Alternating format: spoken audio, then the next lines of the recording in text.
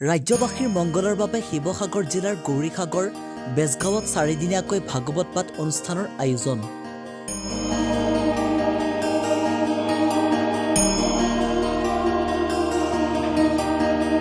বিশ্ব শান্তি আৰু ৰাজ্যবাসীৰ মংগলৰ বাবে ৰুমি বৰুৱা, প্ৰবন বৰুৱা, মৃদুল বৰুৱা, পৰাগ চলিহাৰ পৰিয়ালে স্থানীয় ৰাইজৰ সহযোগত 4 দিনীয়াকৈ ভাগৱত পাঠ আয়োজন কৰে।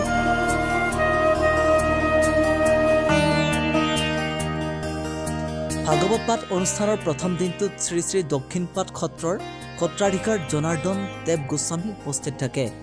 সত্ৰাধিকাৰগৰাকীক স্থানীয় ৰাইজে গায়ন বায়নেৰে আদৰণি জনায়। ভাগৱত পাঠৰ অন্তিম দিনাখন মহাপুৰুষজনাৰ সৃষ্ট ভাওনা প্ৰদৰ্শন কৰা হ'ব।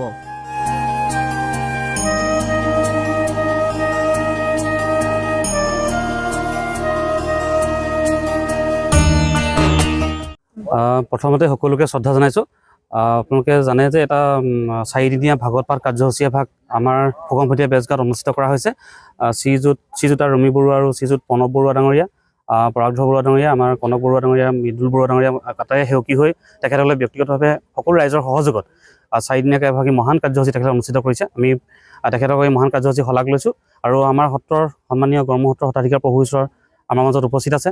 ৰাতিপুৱা আমি ধৰ্মধ্বজা অতুলনেৰে আজি কাৰ্যসূচী আৰম্ভ কৰিছিলোঁ।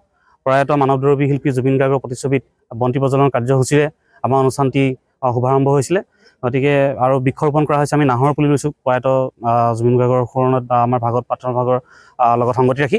গতিকে আমি 4 দিনৰ সকলো ৰাইজৰ সহায় সহযোগিতা কামনা কৰিছোঁ আৰু অনুষ্ঠানটি যাতে সৰ্বতো প্ৰকাৰ সাফল্যমণ্ডিত হয় তাৰ কাৰণে আমি সকলোৰে ওচৰত প্ৰাৰ্থনা জনাইছোঁ। সকলো ৰাইজৰ কাৰণে, অসমৰ ৰাইজৰ কাৰণে 4 দিনীয়া কাৰ্যসূচীৰে ভাগৱত পাঠ অনুষ্ঠিত কৰা হৈছে। লগতে ভাগৱতৰ শেষত গুৰুজনাৰ ৰচিত নিসিংহমূৰী ভাওনা ভাগ আগবাঢ়িছোঁ। লগতে আমাৰ গড়মূৰ সত্ৰৰ সত্ৰাধিকাৰ প্ৰভু পৰমানন্দ দেৱ গোস্বামী আমাৰ অনুষ্ঠান ভাগিত উপস্থিত থাকিব।